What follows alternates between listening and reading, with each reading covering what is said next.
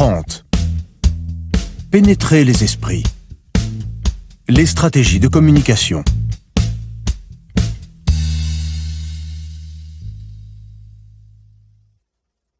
La communication est en quelque sorte une guerre dont les champs de bataille sont les esprits résistants et impénétrables de ceux et celles que vous cherchez à influencer. Votre but est de contourner, voire d'abattre leur défense afin de prendre le contrôle de leur esprit. Sans cela, toutes vos tentatives pour communiquer ne seront que vains bavardages. Apprenez à infiltrer vos idées derrière les lignes ennemies, à faire passer des messages subliminaux, à pousser les gens à penser comme vous sans qu'ils ne s'en rendent compte. Vous en tromperez certains en déguisant vos idées novatrices sous une apparence ordinaire. Quant aux autres, les plus résistants, il faudra les secouer avec un langage résolument provoquant. Évitez à tout prix un discours immobiliste, moralisateur ou trop personnel. Vos propos doivent encourager l'action et non la contemplation passive. La communication viscérale. Lorsqu'on travaillait pour la première fois avec le réalisateur Alfred Hitchcock, on ne pouvait manquer d'être totalement déconcerté. Sur le plateau, il ne parlait guère, sauf pour se fendre de temps à autre d'une remarque fine et souvent ironique. Était-il délibérément cachotier ou juste calme? Comment réaliser un film et avoir tant de personnes sous ses ordres sans délivrer un flot d'informations et de directives précises?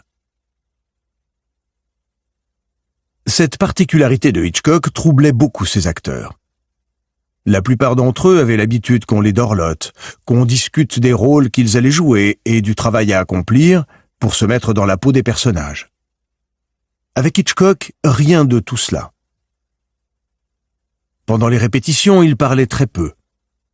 Sur le plateau, les acteurs guettaient son approbation, mais Hitchcock prenait un air ennuyé ou faisait carrément la sieste. D'après l'actrice Thelma Ritter, si Hitchcock aimait ce que vous faisiez, il ne disait rien.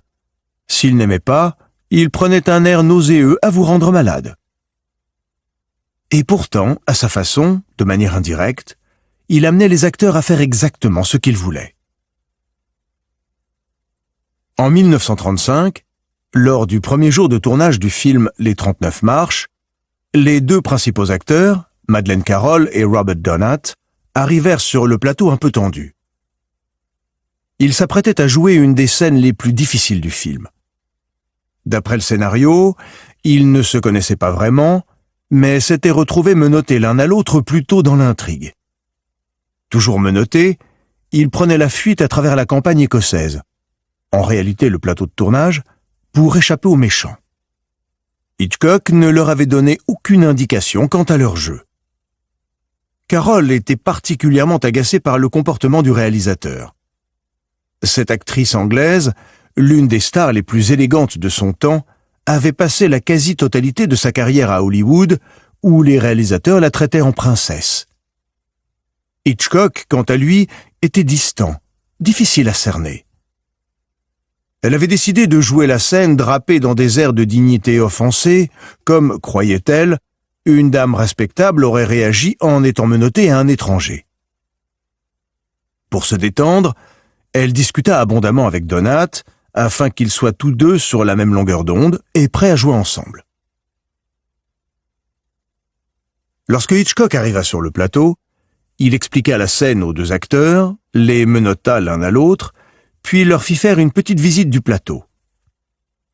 Ils passèrent sur un pont factice et découvrirent les différents décors.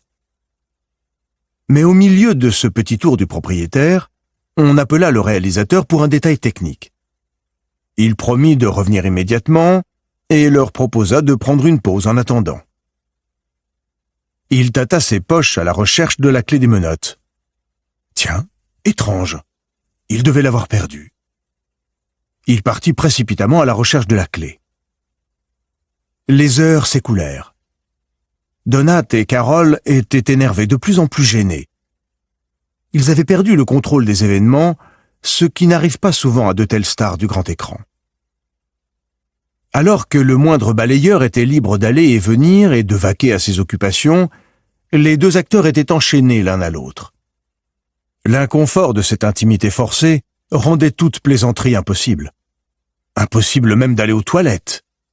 C'était une profonde humiliation. Hitchcock revint dans l'après-midi avec la clé. Le tournage put enfin commencer, mais lorsque les acteurs se mirent au travail, ils eurent du mal à mettre de côté l'expérience de cette journée éprouvante. Il n'y avait plus trace de leur flegme habituel. Carol avait depuis longtemps oublié toutes ses idées sur la façon de jouer cette scène. Et pourtant, malgré sa colère et celle de Donat, ils jouèrent avec une spontanéité inattendue. Ils savaient ce que c'était que d'être menottés l'un à l'autre. Ils avaient ressenti cette gêne et n'avaient plus besoin de la feindre. Elle était véritable. 4 ans plus tard, Hitchcock tourna Rebecca avec Joan Fontaine et Laurence Olivier. À 21 ans, Joan Fontaine avait obtenu là son premier rôle principal. Elle éprouvait un trac incommensurable à l'idée de jouer aux côtés de Laurence Olivier, reconnu depuis longtemps comme acteur de génie. Un autre réalisateur aurait tenté de la tranquilliser, mais Hitchcock fit exactement le contraire. Il lui rapporta délibérément les cancans qui circulaient dans l'équipe. Les mauvaises langues, et elles n'étaient pas rares, disaient qu'elle ne serait pas à la hauteur, et que, en vérité, Olivier aurait voulu que l'on donne ce rôle à sa femme, Vivien Leigh. Fontaine était terrorisée, angoissée, et se sentait très seule. C'était exactement le profil du rôle qu'elle jouait. Elle n'eut pas besoin de se mettre dans la peau du personnage, tout lui venant très spontanément. Sa prestation magnifique dans Rebecca signa le lancement d'une carrière brillante. En 1947, Anne Todd, premier rôle féminin, jouait pour la première fois à Hollywood dans Le procès Paradine. Elle était donc excessivement tendue. Dans les minutes pesantes qui précédaient le fameux « Silence, on tourne », Hitchcock lui racontait toujours une histoire salace qui la faisait s'étrangler de rire. Un jour qu'elle devait tourner une scène allongée sur un lit, vêtue d'une élégante chemise de nuit, Hitchcock bondit sur elle en criant « Relax !» Ce genre de bouffonnerie l'aida beaucoup à surpasser ses inhibitions et à être plus naturel. Sur le plateau, lorsque les acteurs et l'équipe de tournage étaient un peu fatigués ou qu'ils manquaient de concentration et préféraient discuter plutôt que de se mettre au travail, Hitchcock ne criait, ni ne se plaignait jamais. Il écrasait une ampoule d'un coup de poing ou jetait sa tasse de thé contre un mur. Tout le monde reprenait ses esprits et retournait au travail. Clairement, Hitchcock n'avait aucune confiance dans le langage et les explications. Pour communiquer, il préférait de loin le geste à la parole. Il appliquait cette règle jusqu'à la forme et au contenu de ses films. Cela rendait le travail des scénaristes particulièrement ardu. Après tout, leur métier était de mettre un film en mots. En réunion, Hitchcock expliquait des idées qui l'intéressaient, des thèmes comme la dualité des individus, le bon et le méchant qui sommeillent en chacun, le fait que personne ne puisse être totalement innocent. Les scénaristes noircissaient alors des pages entières de dialogue pour exprimer ces idées avec beaucoup de finesse et d'élégance. Elles finissaient à la poubelle et étaient résumées par des actions et des images.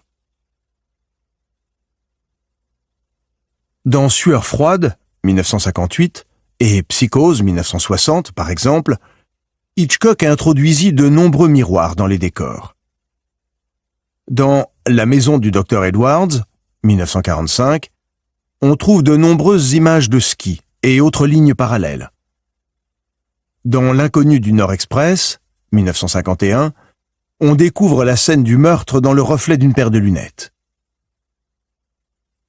Pour Hitchcock, ce genre d'image résumait mieux que la plus savante des phrases la dualité de l'âme humaine, mais sur le papier, forcément, ces images manquaient un peu de naturel.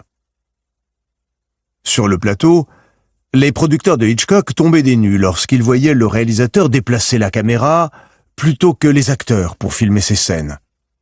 Cela paraissait absurde, comme s'il préférait l'aspect technique de la réalisation au dialogue et à la présence humaine. Personne ne comprenait son obsession pour le son, la couleur, la taille des portraits à l'écran, la vitesse à laquelle les acteurs se déplaçaient. Il était apparemment plus attaché à tous ces détails qu'à l'histoire elle-même. C'est seulement lorsque le film était terminé que cette méthode si surprenante prenait tout son sens. Le public réagissait aux films de Hitchcock avec beaucoup plus d'enthousiasme qu'à ceux de n'importe quel autre réalisateur.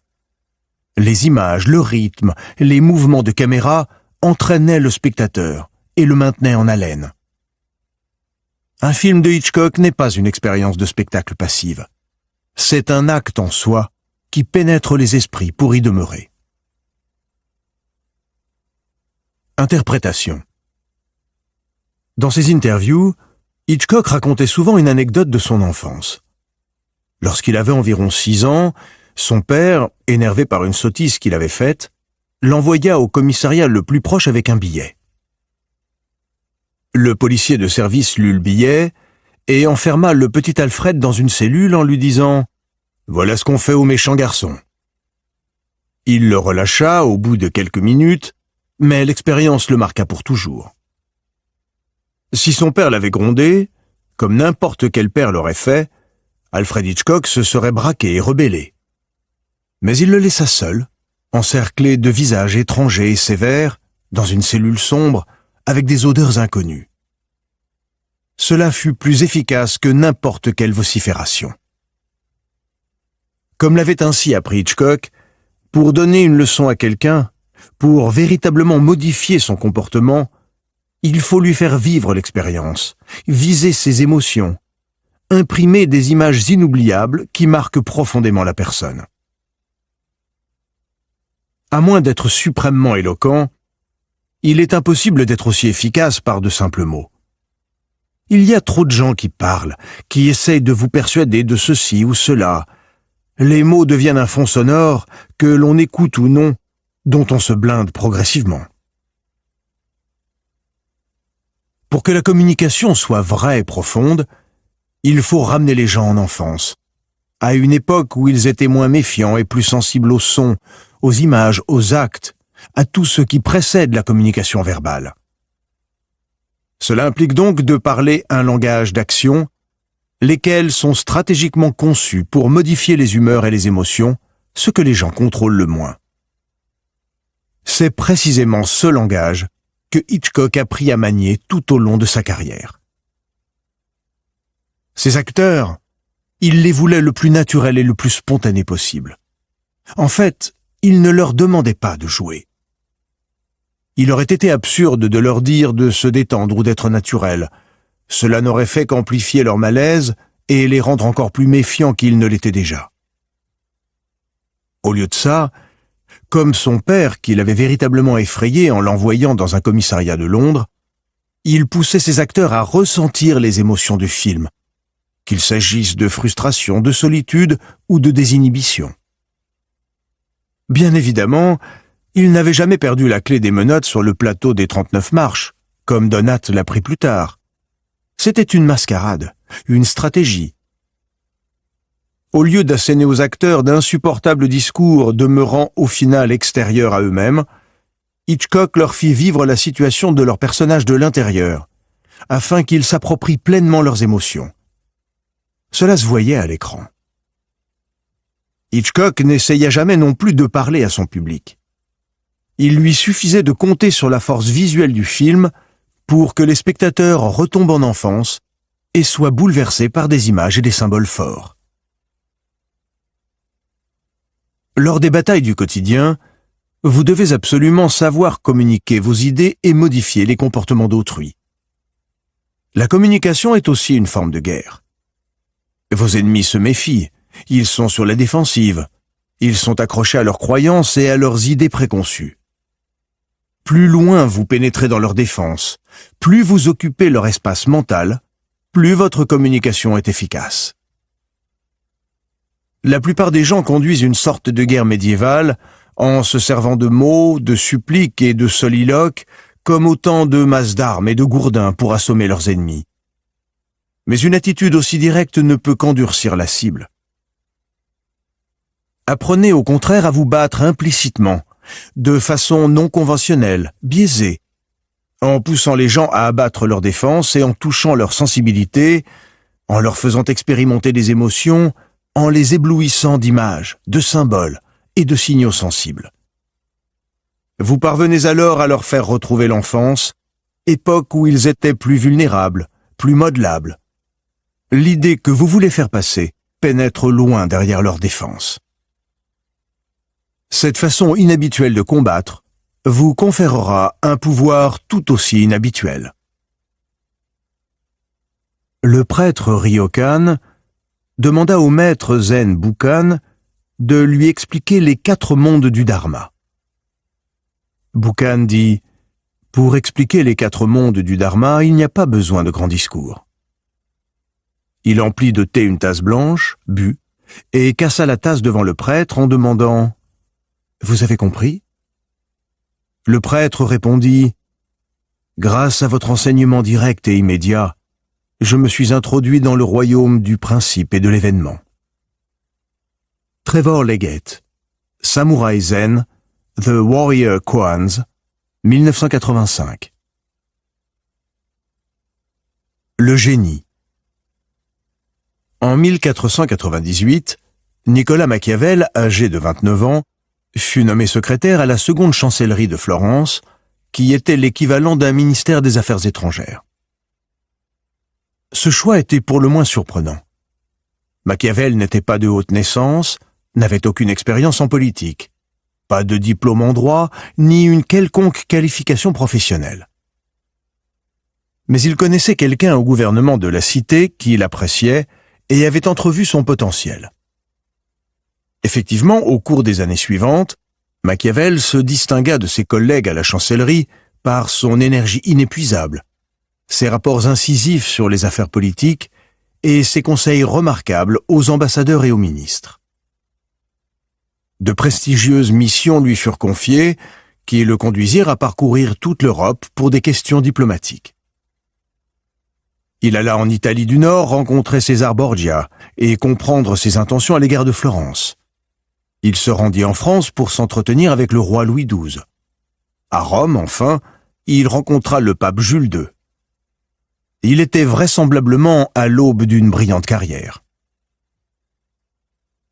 Toutefois, la vie professionnelle de Machiavel n'était pas un conte de fées. Il se plaignit auprès de ses amis du salaire misérable que lui offrait la chancellerie. Il leur raconta tout le mal qu'il se donnait en négociation pour qu'au dernier moment, un vieillard de haute naissance conclue la mission et ramasse tous les lauriers. Beaucoup au-dessus de lui, disait-il, étaient paresseux et stupides, arrivés là en vertu de leur naissance et de leurs relations. Il raconta aussi qu'il apprenait l'art de communiquer avec ces personnes, de les utiliser, pour ne pas être utilisé lui-même. Avant l'arrivée de Machiavel à la chancellerie, Florence avait été dirigée par la famille de Médicis jusqu'en 1494, date à laquelle la ville était devenue une république. En 1512, le pape Jules II leva une armée chargée de prendre Florence de force, de renverser la République et de restaurer les Médicis au pouvoir. Le plan réussit, et les Médicis revinrent avec une lourde dette envers le pape. Quelques semaines plus tard, Machiavel fut emprisonné sous le vague prétexte d'avoir conspiré contre les Médicis. Il fut soumis à la torture mais refusa de parler, et il n'admit ni sa culpabilité, ni celle de qui que ce soit. Il sortit de prison en mars 1513 et, disgracié, se retira dans une petite ferme que possédait sa famille, à quelques kilomètres de la ville.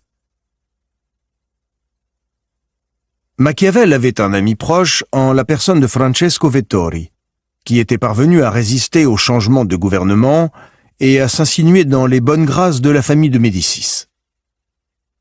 Au printemps 1513, Vettori commença à recevoir des lettres dans lesquelles Machiavel lui décrivait sa nouvelle vie. La nuit, il s'enfermait pour étudier et tenait des conversations imaginaires avec les grandes figures de l'histoire, afin de tenter de découvrir les secrets de leur pouvoir, Il voulait diffuser toutes les choses qu'il avait apprises au sujet de la politique et de l'art de gouverner. En outre, il écrivit à Vettori qu'il rédigeait un opuscule intitulé De Principatibus, rebaptisé plus tard Le Prince, où je plonge aussi profond que je puis dans des idées sur ce sujet. Je discute la nature du pouvoir du prince, quelle forme il prend, comment il s'acquiert, se maintient et se perd. Il insistait sur le fait que les connaissances et les conseils donnés dans cet ouvrage seraient plus utiles à un prince que la plus grande des armées. Peut-être Vettori pouvait-il le transmettre à l'un des Médicis, auquel Machiavel serait heureux de dédier son travail. Il serait très utile à cette famille de nouveaux princes. Cela permettrait peut-être aussi de redynamiser la carrière de l'auteur, déprimé par sa disgrâce en politique. Vettori fit remettre l'essai à Laurent de Médicis, qui l'accepta avec moins d'enthousiasme que les 2 chiens de chasse qui lui furent offerts au même moment. En fait, même Vettori resta perplexe à la lecture du Prince. Les conseils qu'il y trouva étaient parfois crûment violents et immoraux, même si la langue n'était empreinte d'aucune passion et plutôt prosaïque. Cela donnait un mélange étrange et hors du commun.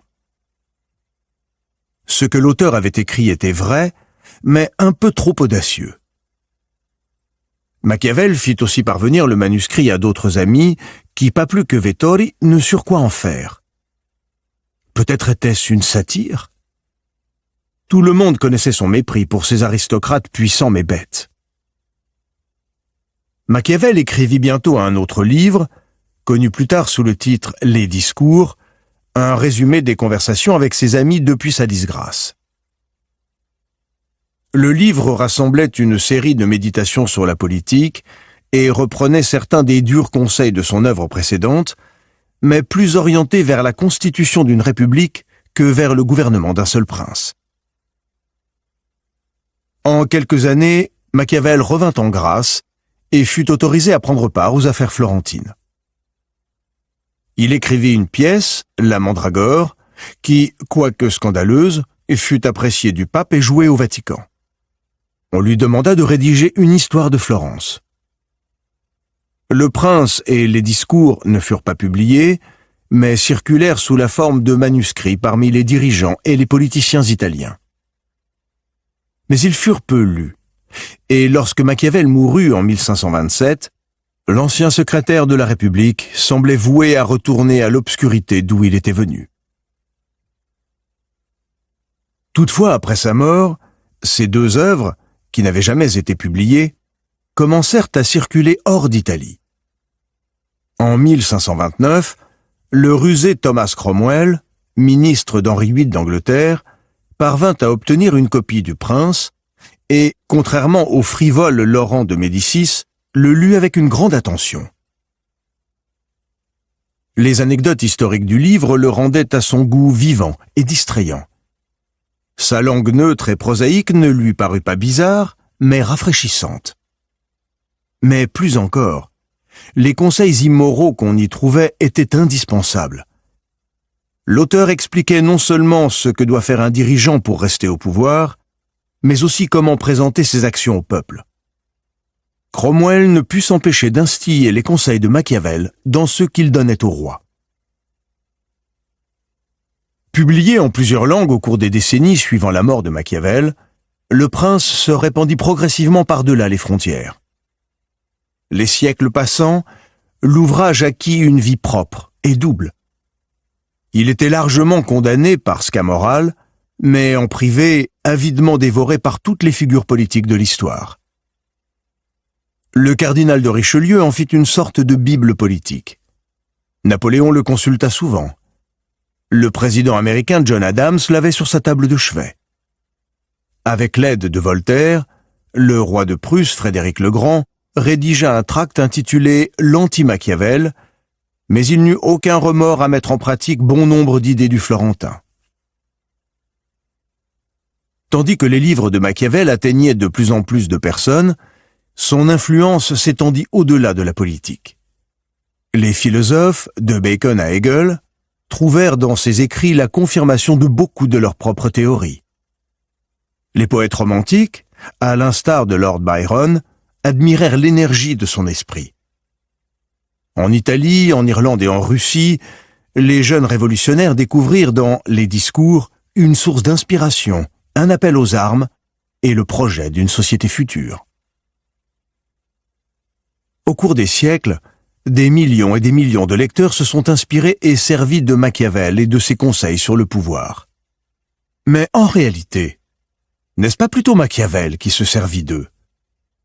Ses écrits et sa correspondance avec ses amis, pour certains découverts bien longtemps après sa mort, prouvent qu'il avait profondément médité sur le fait même d'écrire, et sur le pouvoir que cela lui donnerait au-delà de son existence, lorsqu'il parviendrait des siècles plus tard à instiller ses idées indirectement et profondément dans l'esprit de ses lecteurs, les transformant en disciples involontaires de sa philosophie immorale. Interprétation. Lorsqu'il se fut retiré dans sa ferme, Machiavel eut tout le temps et le loisir de réfléchir profondément aux questions qui l'intéressaient. Il commença par lentement formuler une philosophie politique qui mûrissait depuis longtemps dans son esprit. Pour Machiavel, le bien ultime était un monde de changement, dynamique, au sein duquel les cités et les républiques seraient agencées et se renouvelleraient mutuellement dans un mouvement et une évolution perpétuelle. Les pires des maux étaient la stagnation et la suffisance. Les agents de ce changement salutaire étaient ceux qu'il appelait les nouveaux princes, des jeunes ambitieux, millions mi-renards, ennemis avoués ou non de l'ordre établi. Puis il analysa le processus par lequel les nouveaux princes atteignaient le pouvoir et bien souvent le quittaient. Certains schémas étaient très clairs. Il fallait selon lui ménager les apparences, se servir des systèmes de croyance de la société et parfois intenter des actions délibérément immorales. Machiavel avait soif de répandre ses idées et ses conseils. Le pouvoir qui lui avait été refusé en politique, il décida de l'arracher par les livres. Il voulait convertir ses lecteurs à sa cause, et c'était eux qui répandraient ses idées, volontairement ou involontairement, au cours de leur carrière. Machiavel savait que les puissants n'aiment guère recevoir de conseils, surtout de quelqu'un de rang inférieur. Il savait aussi que ceux qui n'étaient pas au pouvoir risquaient d'être effrayés par les aspects dangereux de sa philosophie, que beaucoup de ses lecteurs seraient attirés et repoussés tout à la fois. Ceux qui n'ont pas de pouvoir le désirent, mais ont peur de ce qu'il faut entreprendre pour le conquérir. Pour séduire les méfiants et les hésitants, les œuvres de Machiavel devaient obéir à une stratégie bien pensée, être fine et implicite. Il mit ainsi au point des outils rhétoriques non conventionnels afin de percer les défenses de ses lecteurs. D'abord, il distilla des conseils indispensables, des idées concrètes sur la façon de gagner le pouvoir, de le garder et de le protéger.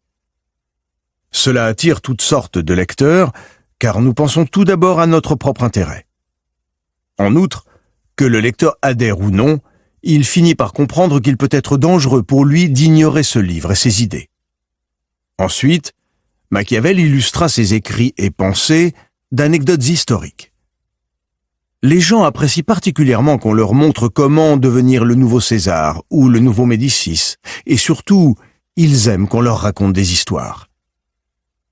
Un esprit captivé par une narration abaisse ses défenses et est ouvert à toute suggestion. Les lecteurs ne remarquent pas qu'en lisant ces histoires, ou plutôt en lisant la version que Machiavel en donne, savamment remaniée, ils absorbent des idées et des concepts. Machiavel citait aussi des auteurs classiques en les interprétant à sa guise. Des pensées et des conseils dangereux sont plus acceptables s'ils sortent de la bouche de Tite-Live ou de Tacite. Il usa enfin d'un style pur et sans fioriture afin de rendre le texte vivant.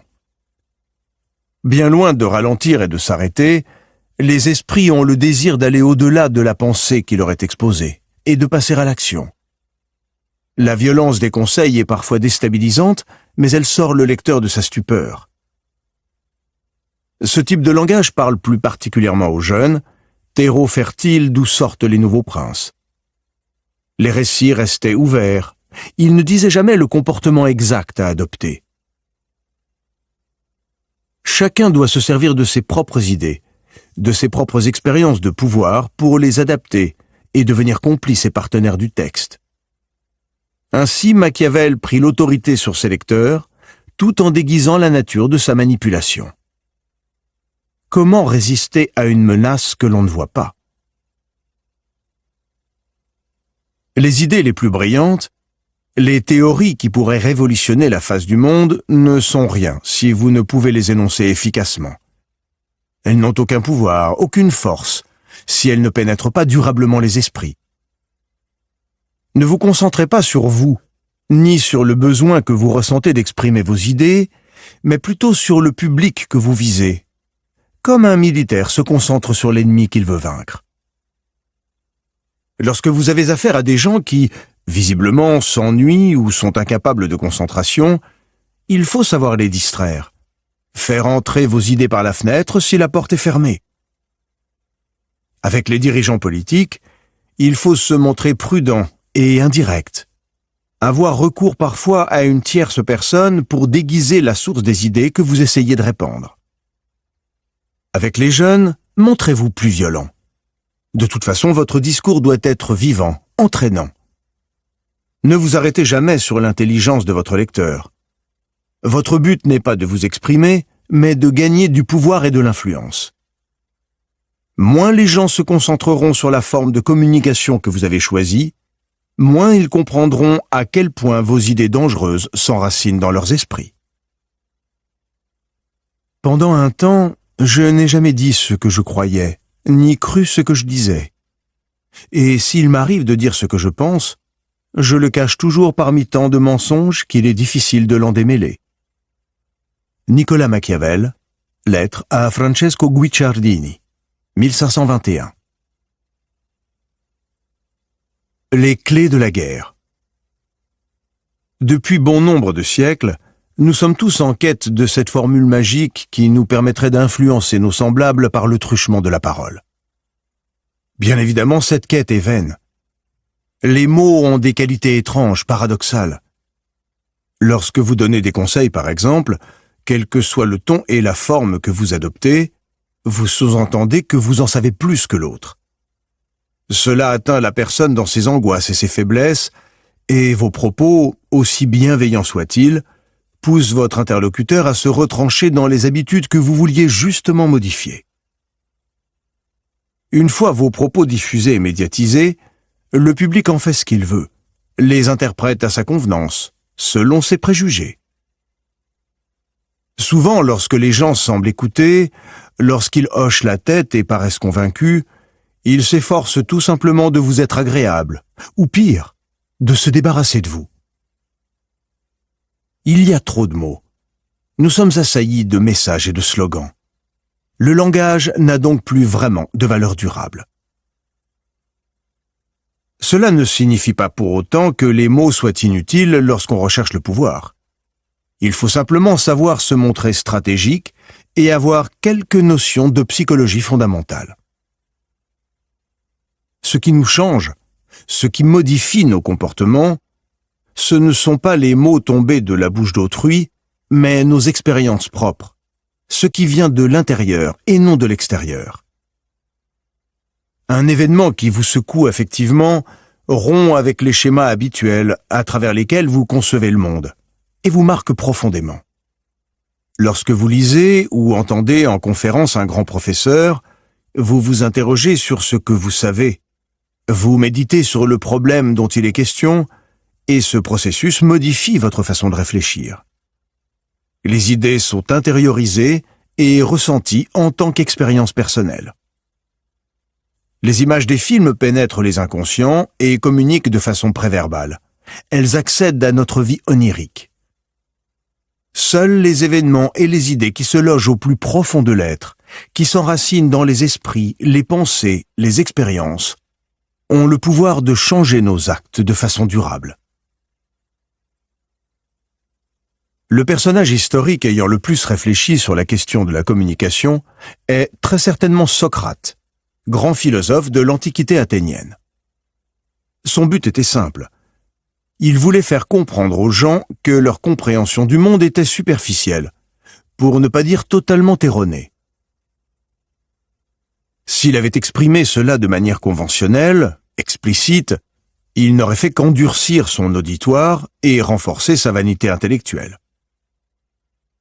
Il y réfléchit et, après maints tâtonnements, il mit au point une méthode. Il commençait toujours par mettre en place une sorte de piège. Il discourait sur sa propre ignorance, expliquant à son auditoire, majoritairement composé de jeunes gens, qu'il en savait finalement très peu, et que la prétendue sagesse dont ils avaient entendu parler n'était que pure légende. Il en profitait pour complimenter les jeunes gens, nourrissant à plaisir leur vanité en flattant leurs idées haut et fort. Puis, au cours d'une série de questions, structurées en dialogue avec un membre de son auditoire, il réduisait progressivement en miettes les idées qu'il venait de louer. Il n'était jamais directement négatif, mais ces questions faisaient entrevoir à son interlocuteur les approximations et les erreurs de son raisonnement. C'était très déstabilisant. Il venait de clamer ses lacunes et de louer ses interlocuteurs, mais il était parvenu, malgré tout, à les faire douter de ce qu'il prétendait savoir. Ce type de dialogue imprégnait les esprits des cibles du philosophe pendant plusieurs jours. Les jeunes gens se questionnaient seuls sur leur idée du monde. Dans cet état d'esprit, ils étaient beaucoup plus ouverts à la véritable connaissance, à quelque chose de vraiment nouveau. Socrate faisait voler en éclats les préjugés de ses interlocuteurs en adoptant ce qu'il appelait son rôle de sage-femme dans ce processus d'accouchement intellectuel que constituait la maïeutique. Il ne donnait pas ses idées directement, mais aidait à faire surgir les doutes latents en chaque individu. Le succès de la méthode socratique était stupéfiant. Toute une génération d'Athéniens succomba au charme du philosophe et fut profondément transformée par ses enseignements.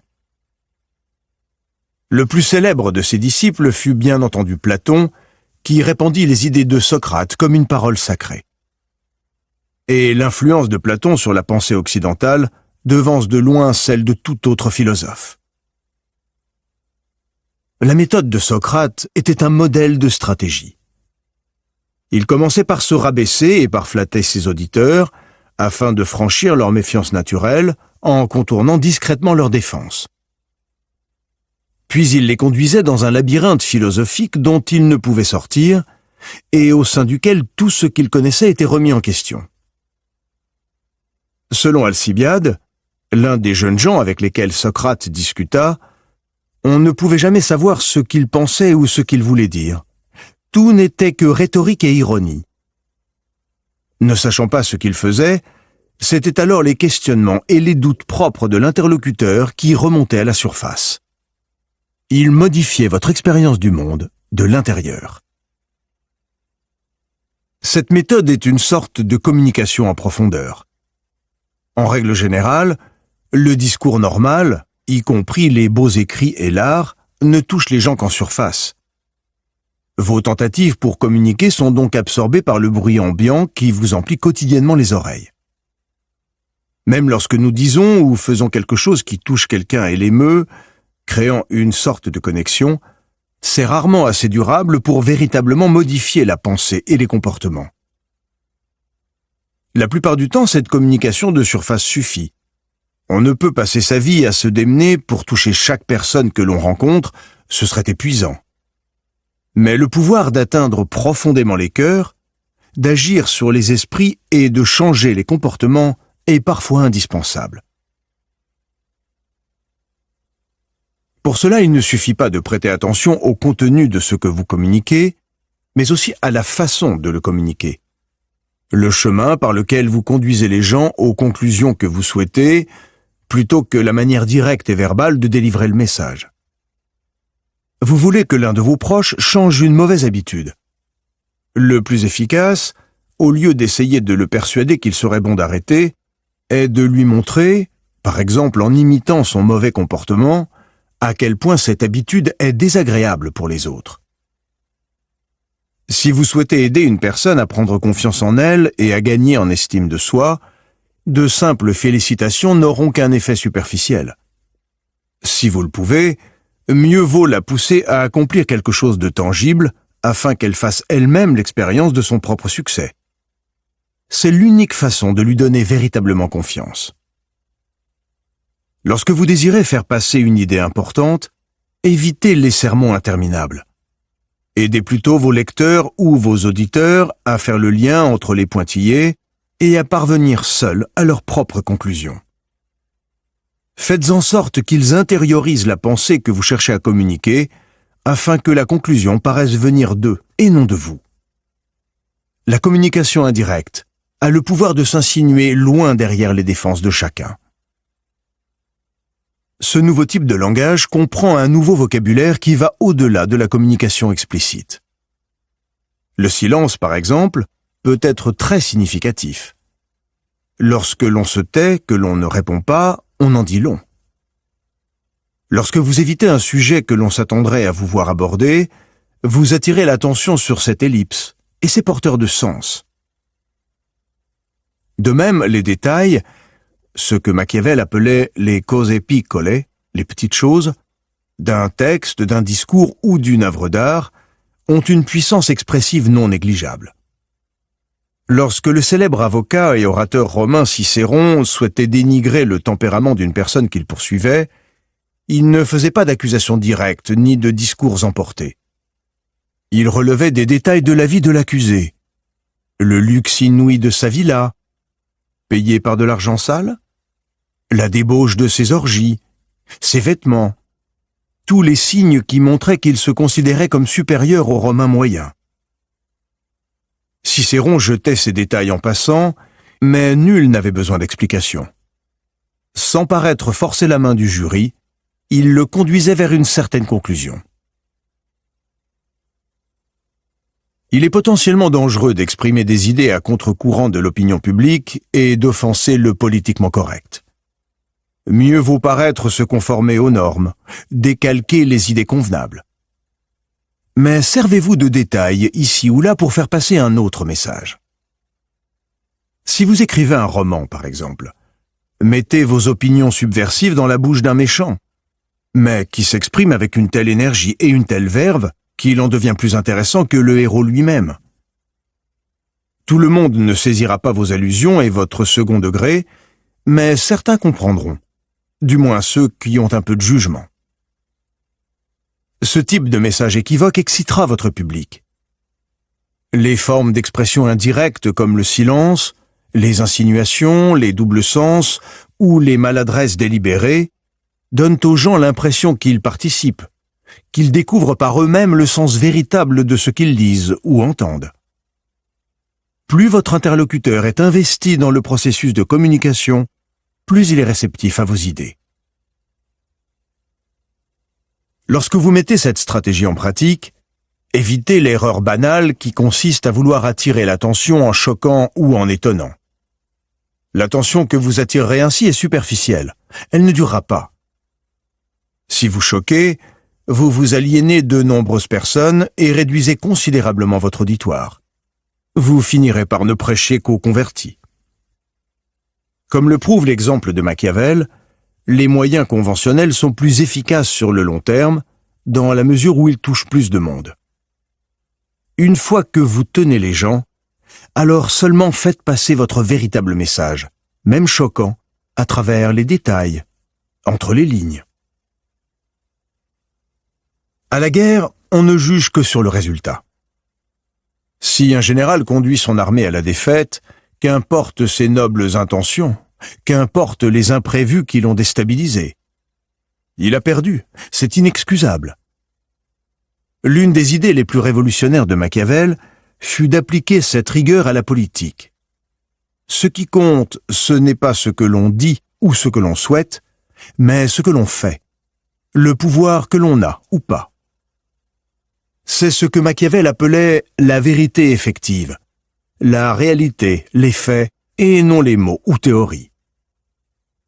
Ainsi, en étudiant la carrière d'un pape, Machiavel examinait les alliances qu'il avait faites, les richesses et les terres qu'il avait acquises, et non son tempérament ou ses orientations théologiques. Les faits et les résultats ne mentent pas. Vous devez apprendre à appliquer le même baromètre à vos tentatives de communication, ainsi qu'à vos interlocuteurs. Supposons qu'un penseur écrive ou prône des idées qu'il considère comme révolutionnaires et dont il espère qu'elles changeront le monde et amélioreront le sort de l'humanité.